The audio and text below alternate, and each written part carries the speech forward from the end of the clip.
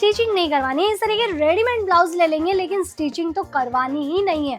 लेकिन ये सारी चीज़ें गलती आप कहाँ कर देते हैं पता है? सर क्या होता है ना कि हम फर्स्ट स्टेप की ओर जब भी आगे बढ़ रहे होते हैं तो हमारा फर्स्ट स्टेप क्या है और कैसे हम उस पड़ाव को पार करेंगे ये हमें समझ में नहीं आता है। अगर ये चीज़ें आप समझ गए ना तो बिजनेस के अंदर कहीं पे भी नहीं अटकेंगे। और जो ये आपका वर्क फ्रॉम होम वाला बिजनेस है ना स्टिचिंग का, आप इसके अंदर बहुत ज़्यादा सक्सेस हो जाएंगे। इनफैक्ट कि अगर आप क्लासेस भी लगवाना चाहेंगे ना तो भी आप बहुत ही ईजिली ग्रो कर सकते हैं। नमस्कार, आप सभी का स्वागत है आपके अपने YouTube channel Ajmera fashion garments पे। तो दोस्तों हर रोज़ मैं ना आपको प्रोडक्ट दिखाती रहती हूँ, कभी ब्लाउज के कलेक्शन हो गए तो कभी पेटीकोट की वैरायटीज़। लेकिन आज मैंने सोचा क्यों ना हमारे कमेंट्स को क्लियर किया जाए। जी हाँ, हमारे एक ऐसे ही कस्टमर है जिन्होंने मुझे कमेंट करके ये पूछा है कि ma'am work from home stitching का बिजनेस कैसे किया जा सकता है। देखिए ये जो उनका जो क्वेश्चन है बहुत ही ज़्यादा अच्छा क्वेश्चन है। पता है कैसे? क्यों, देखिए वर्क फ्रॉम होम वाले बहुत सारे हम ऐड देखते हैं, जैसे कि कभी मीशो का बिजनेस हो गया या फिर कभी जो है ओनली पैकिंग जैसा बिजनेस हो गया। तो ये तो वर्क फ्रॉम होम के लिए ईजी है। लेकिन आज जो मैं बिजनेस लेके आई हूँ ना वो है वर्क फ्रॉम स्टिचिंग का। देखिए बहुत सारी ऐसी महिलाएं होती है जो कि अपनी रोजी रोटी के लिए स्टिचिंग करती है, घर बैठे बैठे जो है एक दिन का 500 600 या 1000 तक का जो है फायदा कमाती रहती है। लेकिन इस बिजनेस को और कैसे बड़ा किया जा सकता है और कैसे जो है ज़्यादा फ़ायदा कमाया जा सकता है, यही सारी चीज़ें अगर आपको जाननी है ना तो मैं आपको ये कहना चाहती हूँ कि देखिए इस पे आपको क्वालिटी के ऊपर भी फोकस करने की ज़रूरत है। साथ ही साथ क्वालिटी के साथ साथ काम अगर आप घर से कर रहे हैं तो सिलाई करते वक्त में 5 ऐसी कौन सी चीज़ें हैं जो कि आपको स्टिचिंग के टाइम पे बहुत ज़्यादा ध्यान में रखनी चाहिए। तो देखिए अक्सर क्या होता है ना कि हम फर्स्ट स्टेप की ओर जब भी आगे बढ़ रहे होते हैं तो हमारा फर्स्ट स्टेप क्या है और कैसे हम उस पड़ाव को पार करेंगे ये हमें समझ में नहीं आता है। तो मैं आपको ये कहना चाहती हूँ कि हमारा फर्स्ट पड़ाव ये रहने वाला होना चाहिए कि भाई अगर आप कहीं से भी अपनी चीज़ें खरीद रहे हैं तो सबसे पहले क्वालिटी मैटर करती है। क्वालिटी आपको जो है अच्छे से क्वालिटी वाली परचेज़ करना बहुत ज़्यादा ज़रूरी है, क्योंकि देखिए अगर आप क्वालिटी नहीं रखेंगे तो जो प्रोडक्ट आप कस्टमर को बेचेंगे वो शायद 1 महीना या फिर ज़्यादा ही नहीं सिर्फ 1 हफ्ता ही चल पाएगा। हो सकता है वो फैब्रिक ही फट जाए, स्टिच करने के बाद ही वो जो है ऐसे पूरा रफ हो जाए।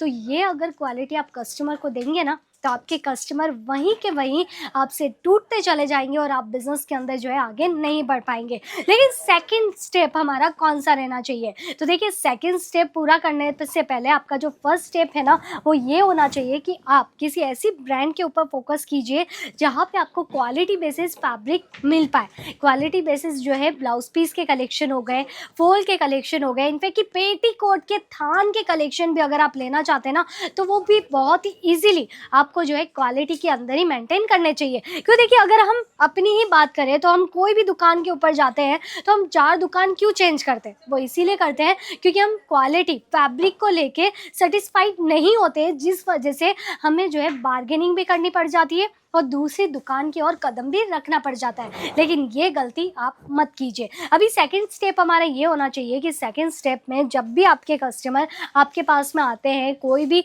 ब्लाउज स्टिच करवाने या फिर कुछ भी पेटीकोट स्टिच करवाने, तो आप उन्हें जो फैब्रिक दे रहे हैं वो तो आपने क्वालिटी के साथ में दिया है, लेकिन अभी कस्टमर को क्या चाहिए? सही फर्मे वाली कटिंग। देखिए आजकल बहुत ज़्यादा ये केसेस हमें नज़र आ रहे हैं हमारे आस पड़ोसी के ज़रिए या फिर आपके खुद के साथ भी होता होगा कि जब भी आप ब्लाउज स्टिच करवाने जाते हैं ना किसी ऐसे टेलर के पास में जा रहे हैं, चाहे वो नया हो या फिर पुराना हो, आपका जो है फर्मा उनसे सेट नहीं हो पाता है। वो आपके पसंद के अकॉर्डिंग आपको ब्लाउज के कलेक्शन स्टिच करके नहीं दे पाते हैं, जिस वजह से हमारा मन हट जाता है कि नहीं यार स्टिचिंग नहीं करवानी है। इस तरह के रेडीमेड ब्लाउज ले लेंगे लेकिन स्टिचिंग तो करवानी ही नहीं है। लेकिन ये सारी चीज़ें गलती आप कहाँ कर देते हैं पता है? कि आप जो है फर्मे के हिसाब से कभी कटिंग करते ही नहीं है। आप डायरेक्टली जो है नाप लेके उसके बाद में आप स्टिच करने के लिए कटिंग करने के लिए बैठ जाते हैं, जो सबसे बड़ी गलती है। इस चीज़ पे फोकस कीजिए और फर्मे के हिसाब से कटिंग करना ज़रूर शुरू कीजिए। अभी हमारा थर्ड स्टेप क्या आता है?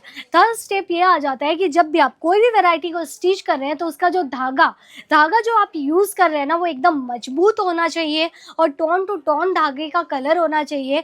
तभी जाके वो प्रोडक्ट जो है बहुत ही अच्छी सी फिनिशिंग दे पाएगा और आपके कस्टमर जो है आपसे खुश होके ये सारी चीज़ें स्टिच करवा के लेके जा पाएंगे। चाहे वो कोई भी किसी भी तरीके का प्रोडक्ट हो, चाहे आपसे कोई ब्लाउज़ रेगुलर रूटीन वाला सिलवाने आ रहा हो या फिर कुछ डिज़ाइनर ब्लाउजेज़ आपके सिलवाने आ रहे हो या फिर पेटीकोट के कलेक्शन। बहुत सारी ऐसी औरतें होती है जो कि खरीदती नहीं है बल्कि वो सिलवा के वेयर करना ज़्यादा ईजी समझती है, ज़्यादा कंफर्टेबल समझती है। तो ये सारी चीज़ों के ऊपर आपको बहुत ज़्यादा फोकस करने की ज़रूरत है। अगर ये चीज़ें आप समझ गए ना तो बिज़नेस के अंदर कहीं पे भी नहीं अटकेंगे। और जो ये आपका वर्क फ्रॉम होम वाला बिज़नेस है ना स्टिचिंग का, आप इसके अंदर बहुत ज़्यादा सक्सेस हो जाएंगे। इनफैक्ट कि अगर आप क्लासेस भी लगवाना चाहेंगे ना तो भी आप बहुत ही ईजीली ग्रो कर सकते हैं। अभी नेक्स्ट फोर्थ स्टेप हमारा क्या आ जाता है? फोर्थ स्टेप हमारा ये आ जाता है कि जो भी कलेक्शन आप बना रहे हैं, जो भी चीज़ें आप उन्हें दे रहे हैं, वो कुछ ट्रेंडी वायरल कलेक्शंस रहने चाहिए, वायरल डिज़ाइनिंग्स रहनी चाहिए, जिस वजह से जो है आपके कस्टमर आपसे ये सारी चीज़ों की डिमांड रख पाएंगे। क्योंकि देखिए डिमांड तो हम अनस्टिच नहीं बल्कि स्टिच के अंदर ज़्यादा रख लेते हैं। क्यों? क्योंकि हमें पता होता है कि वो सिला सिलाया है और ट्रेंडी डिज़ाइनिंग्स हमें मिल रही है। लेकिन बहुत सारी महिलाओं को ना रेडीमेड आर्टिकल के अंदर वो फर्मा, वो फिटिंग, वो कंफर्टेबल नहीं नज़र आता है जो कि वो सिलवाते हैं तब उन्हें नज़र आता है। तो देखिए पूरा जो खेल है ना ये पूरे बिज़नेस का वर्क फ्रॉम होम वाला ये 5 चीज़ों पे ही अटका है। उसमें मेन पॉइंट यही है कि आपकी स्टिचिंग सबसे परफेक्ट होनी चाहिए। सबसे ज़्यादा फोकस करके बनाई गई चीज़ों पे ही बहुत ज़्यादा ध्यान दिया जाता है। तो ये था मेरा छोटा सा टॉपिक। अगर आप सभी को पसंद आया हो तो मुझे कमेंट करके ज़रूर बताइए, क्योंकि ऑलरेडी मेरी बहुत सारी बहनें माताएं ऐसी है जो कि मेरे इस चैनल के ऊपर जुड़ी रहती है, चैनल को सब्सक्राइब भी करके रखा हुआ है और हर रोज़ वो वेट करती है कि कौन सा ऐसा वीडियो आएगा जिससे मुझे और भी नई नई इन्फॉर्मेशन बिजनेस रिलेटेड मिलती रहेगी। तो आज का ये टॉपिक अगर आपको पसंद आया तो आप भी मुझे कुछ सजेस्ट कर सकती है कमेंट करके कि मैं नेक्स्ट वीडियो के अंदर वैसे ही कुछ टॉपिक्स लेके आपके साथ में हाजिर हो जाऊँ और आपको भी उसका सॉल्यूशन मिल सके। धन्यवाद।